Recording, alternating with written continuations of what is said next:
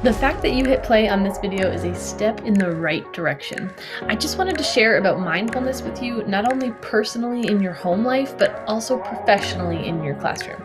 So for all of you early childhood education and care professionals, there is something in this workshop for you. You don't have to sit through this all in one sitting either. It's broken down into 3 parts, so you can take it in and digest as much or as little as you want at one time. So feel free to watch it all, pause it, stop it, come back to it, or even rewind and rewatch it. Ready to start?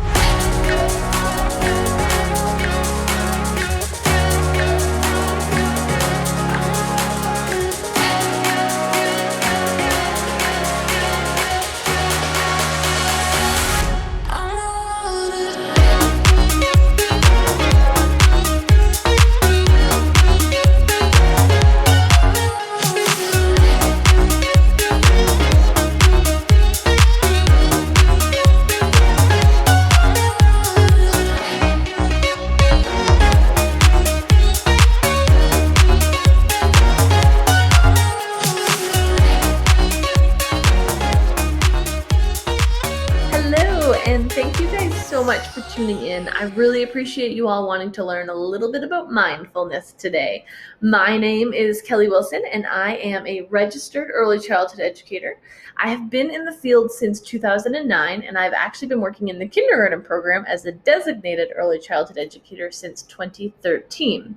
This year, I've been working with the virtual kindergarten program in our early years campus. And I'm also subsequently working on my Bachelor of Arts in Early Childhood Studies through Ryerson University. One of my assignments right now is to develop a few practical resources to share in my class or with my coworkers.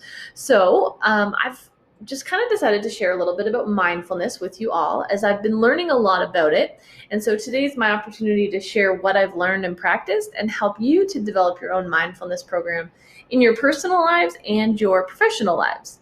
The GDSB has kind of a big push towards mindfulness over the past few years, with like the self-regulation pieces, those bins, naming those feelings, the red, yellow, green, blue, and it's just kind of made me take a step back and wonder, like, what exactly is mindfulness? So through this video, I really want to address 3 things. First, I want to talk about current issues and heightened anxieties among children and educators. Next, I want to introduce you to what mindfulness is and why it's effective. And then the last thing I want to share are a few practical ways to use mindfulness personally and professionally. So it's kind of going to be the why, the what, and the how. So without further ado, take a deep breath in through your nose and out through your mouth, and let's wander through the waters of mindfulness together.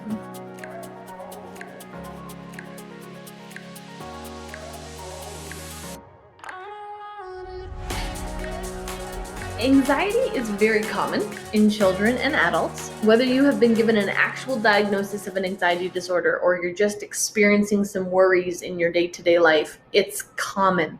Children are experiencing these anxieties and fears on a daily basis too. They feel and hear our fears and anxieties as parents and educators, and they experience new things day to day in their classroom and their lives in general that just kind of add to all that. Right now, our entire world is in a global pandemic, and fear is just coming at us from every avenue. Anxiety is at an all-time high. And as educators, we have a lot more to worry about within our programs right now because of this. There's stricter health and safety protocols. There are a lot more worries and anxieties coming from the families that we're working with. Some of our families may have lost jobs or even loved ones and are facing just a ton more anxieties at home, which are being translated to the children and then coming into our programs, whether we know what's going on at home with them or not. And we may be seeing more behaviors coming from children as a result, or we're having to police all the mask wearing and keeping everybody safe and carrying all of those pressures ourselves.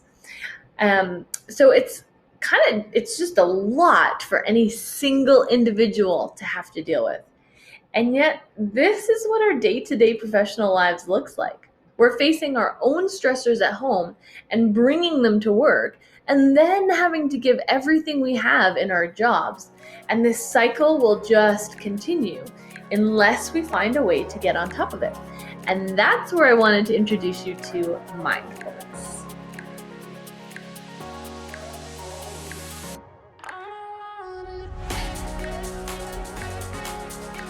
So you may already know what mindfulness is. You may think you've heard the term a million times and whatever, how hard could it be? But when I was doing my little research and looking into this a little bit more, it's quite interesting to know that mindfulness is different from relaxation techniques and meditation. It can have very similar effects, but it's not the same thing. The goal with mindfulness is actually about focusing on the here and now. So it's about being present in this moment. It's about being aware of and accepting of whatever is happening right now with your body and your mind. And this is so beneficial to use with anxiety because anxiety symptoms are typically in existence as a form of future worry. So being worried about things that aren't in the right now. And then mindfulness just helps to take the attention away from those future worries and draw you back to the present moment, which breaks that cycle of anxiety. So let's talk first about personal uses of mindfulness and how it can directly help you. Creating your own mindfulness routine is the best place to start, especially if you hope to bring mindfulness practice to your classroom. It's so important to practice what you preach. And the best way to teach mindfulness to children is to embody it yourself first. So kind of how we even started earlier when I was going through all of those pandemic worries all around us, constantly policing your classroom, keeping masks on, washing hands, trying to plan what you're going to feed your family for dinner tonight when you haven't had time to grocery shop. You're finishing your documentation and your observations from your program today, planning for what's coming up next week. There's just a ton of things to make you anxious. You just get anxious just going through that list. So do you feel that like worry that forms in your chest or your head? Your mind is just spiraling into the future, spiraling through the to-do lists, focusing on the should-haves, the would-haves, the could-haves. Well, mindfulness is a great solution. It will help you to stop those thoughts and focus back on the present. And so it stops that worry and it grounds you in the here and now and helps you to come to accept the reality of the right now. But where do you start? Well, there are some great apps, YouTube videos, and books out there. There's a ton of different resources you can definitely look into. But I would just recommend starting very simply and finding a time every day to set aside where you can be undisturbed for 5 minutes. I said we would start very simply. So just 5 minutes a day is all we can start with if you want. Eventually you can do this longer and work up to like a 15, 20, even 30-minute practice if you wanted. But start very small. Just carve out 5 minutes every day. So develop your own mindfulness routine and practice it daily. Become comfortable with it first before you bring it into your classroom or program. So my favorite app for personal mindfulness practice is an app called Balance. And it's some really good free trial right now too if you wanted to download it.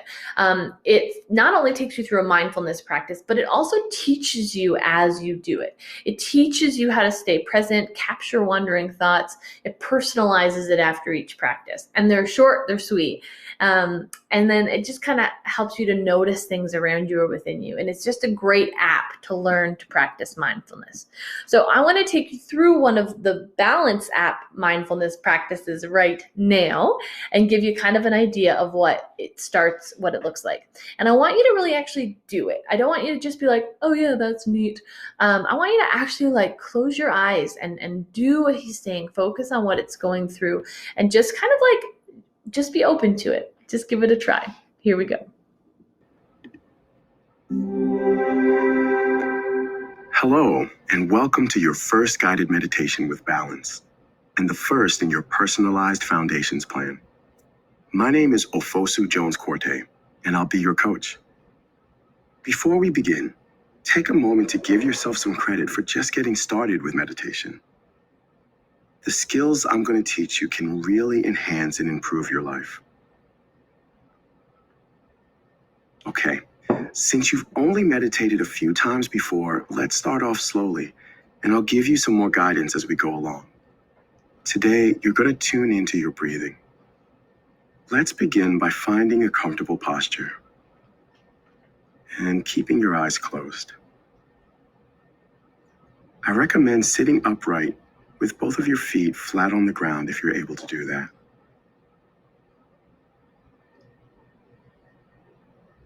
And allow your hands to gently fall in your lap or rest lightly on your thighs.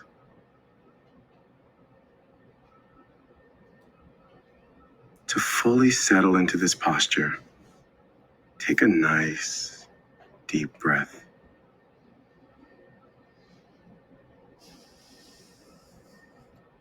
Breathing normally, guide your attention to your breath. Just your breath.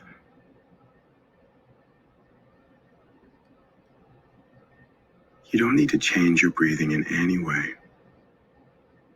Just notice your breath as it moves in and out of your body.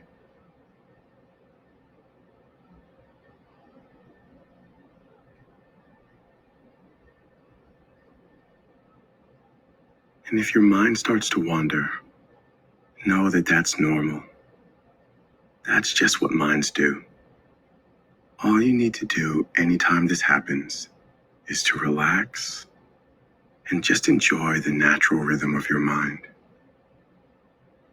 And then gently guide your attention back to your breath, no matter how many times this happens.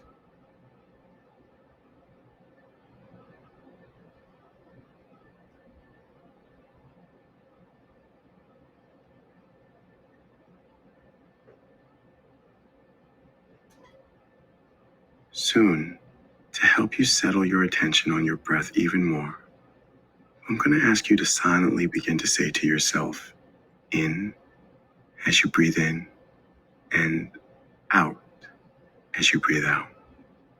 So again, you'll think in with each inhale and out with each exhale.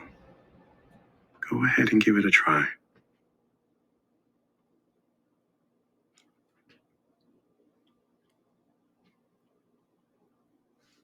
And whenever you feel ready, you can slowly open your eyes. So they are just short and simple, and they just really help to guide you through your own mindfulness practice. I know in that one they did refer to it as meditation a little bit too, and a lot of people do just intermingle those terms together, but I'm going for the actual practice of mindfulness here is why we're using the terms that we're using. So using mindfulness with children has some really incredible benefits too, but it's really important that you model it, that you join in with them, that you have some of your own personal practice and knowledge as to why you're doing this and how it can help. We can't just put on a mindfulness video and expect them to get the benefits from it. Using mindfulness techniques with students in your programs can help to improve their attention and focus. It can improve their memory. It can also do a lot for their self-esteem, self-control, understanding, etc. Mindfulness can be used with children from any culture, ethnicity, and ability. So modeling the practice itself can be done verbally and with action so that children who may speak a different first language can still understand each aspect of the mindfulness practice. It can easily be modified even for children with different physical abilities in order to be completely inclusive of your group dynamic. It's also important to note that this needs to become a regular practice, not just in your personal life, but a regular practice in your classroom too. If you really want to see the actual benefits and positive outcomes of incorporating a mindfulness practice into your program, it needs to be something that you continue to work on and practice daily. Once you've kind of established this routine, then it becomes more habitual and easier to draw on these techniques when needed. So if we're just expecting like a kid that's just overstimulated, overexcited to sit and do a mindfulness practice, there's going to be a big disconnect. But if we've been practicing mindfulness regularly with our students or regularly in our personal lives, then these techniques can then be used as well to help an overstimulated child calm down, or a child experiencing strong emotions to get themselves back to a more neutral emotion. It can help you as educators find a sense of calm in the midst of a chaotic interaction. There's just a ton of opportunities to employ mindfulness techniques, but they become a ton easier to draw on when mindfulness is a regular practice in your life, both professionally and personally. So you now know why we want to implement mindfulness, and you hopefully have a better idea of what mindfulness is. So let's just kind of end this with how, and I can share with you how to use mindfulness in your personal lives and your professional lives.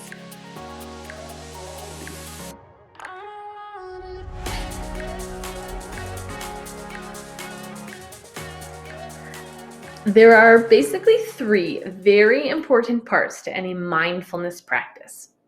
Intention, which is what we already talked about, and how we need to set aside the time for mindfulness and build it into our routine. So personally, I mentioned setting aside 5 minutes a day to start this practice. If you use that Balance app, you can even set different times, 3, 5, or 10 minutes, I think. But just set your intention of how many minutes a day you want to set aside for this. And after you've kind of developed your own routine with this, maybe plan on starting with the same amount in your classroom. So you've been doing it now for a couple weeks at home. You think you've got a pretty decent handle on it. Let's bring it into the classroom and start with maybe just 5 minutes, 3 times a week to begin with. So just set your intention.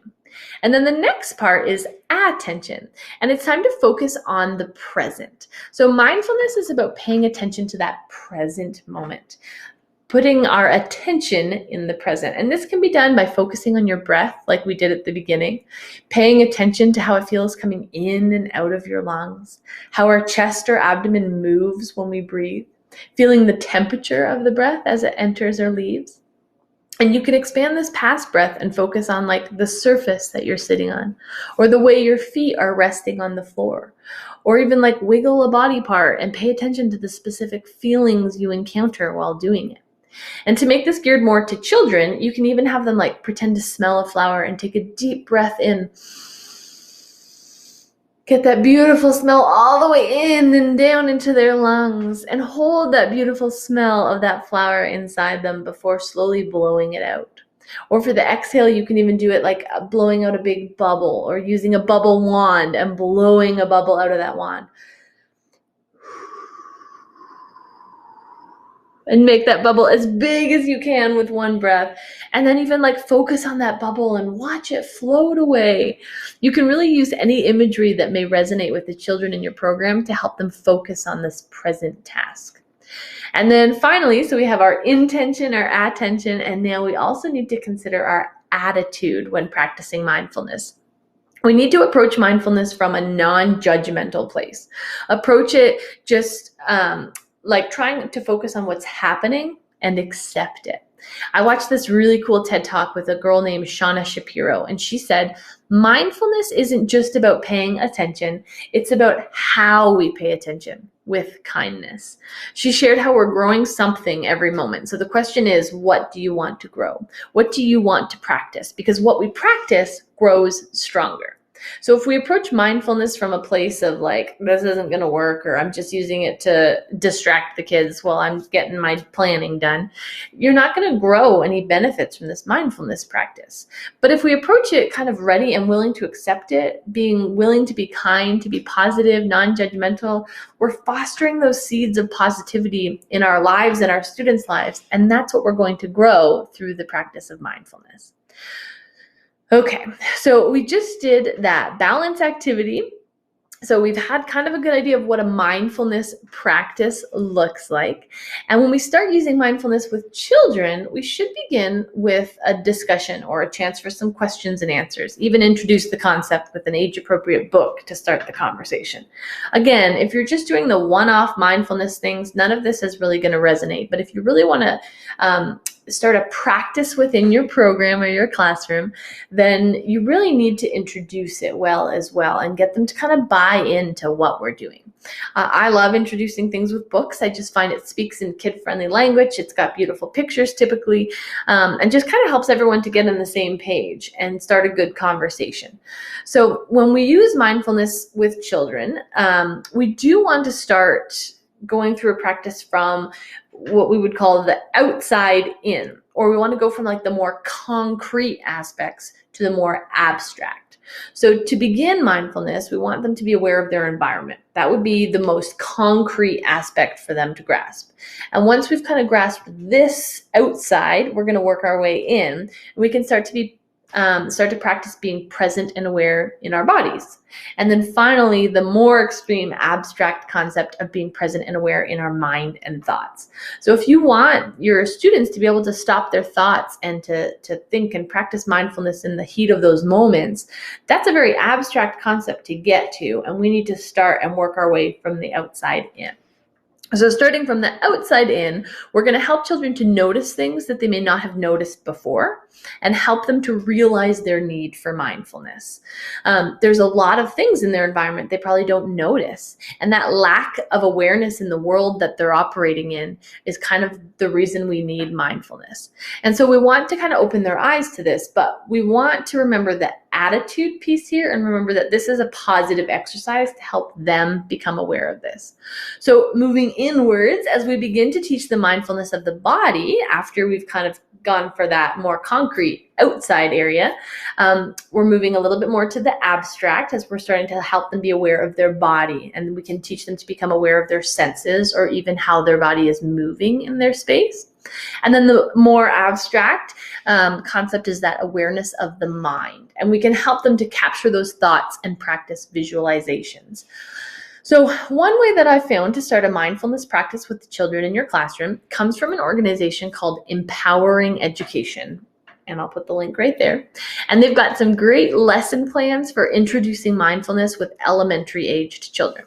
So one way to start is by beginning with the discussion on what they think mindfulness is, just to get an idea of where they're coming from and what their current understandings are. And you can kind of share how mindfulness can help them, like those benefits, how help them feel happier, calmer, less angry, less stressed when we practice it every day. I love to start with a story, like I said earlier, and the Empowering Education website also has a great collection of little stories. You can download from their slide deck too. They have the pictures and kind of like the whole lesson plan is laid out for you there. So it's just a great way to start because it has the whole book and discussion and tie-in. But there's also some other great books and resources out there. So you can make it your own, of course. And even with different languages or representations in them as well, depending on your specific needs too. Like make sure it's very inclusive of those that you're working with. So after you read a story to introduce mindfulness to your students, it's time to give mindfulness a try. So again, we're going to start from the outside in. So first have your students demonstrate what they think mindfulness looks like. So some may just sit quietly, others may take deep breaths, others may be a bit silly, and they'll do the like the little meditative stance.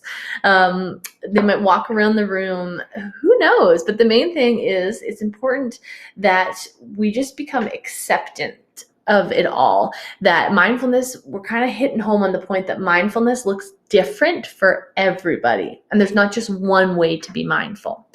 And so it's just important that we take the time to notice what we're feeling and thinking and what's going on around us, however that looks for each of them.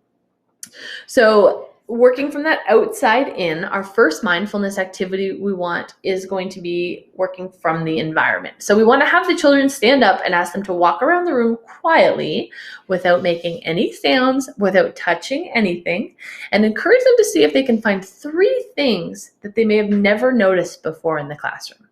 So tell them that you don't want them to pick them up or touch them. Just kind of find those 3 new things that they've never noticed before, put them in their thoughts, and bring those thoughts back to the carpet with you. And once they've all returned, Have another discussion about some of the things that they may have noticed when they took the time to walk around the classroom. Ask them to share what they noticed about the sound of the classroom. So we're kind of going to hit on all of these things that you maybe would never think about that being mindful in the present moment. And then you can even talk about why is noticing the environment part of mindfulness? Finally, wrap up your discussion by asking them how they felt doing the activity, and you can extend it by even having them draw a picture of themselves showing how mindfulness makes them feel. Then together you can set that intention with your students on when you want to practice mindfulness together. And that's basically it for your beginning of your own mindfulness practice with your class. There are a ton of great mindfulness resources out there, but the place to really start is developing your own mindfulness routine. So before you jump in and start implementing it in your classroom, start in your home and develop your own routine. Set your intention and stick with it. But if you really want some true positive benefits to come out of a mindfulness practice, you can't just play a video. You really got to set your intention, pay attention, and have a positive attitude towards what's going to happen with it. So thank you so much for joining me and learning all about mindfulness with me. I spoke about some resources from that website, Empowering Education, and I am going to attach the first lesson plan from that website, which has the slide deck and everything of that little story as well. If you just want to jump in and get started, you've already been practicing your own mindfulness routine and you're ready to introduce it to your students. So that is attached as a little PDF copy for you. And if you have any comments, questions, feel free to put them in the comments or reach out to me. Thanks again. Bye.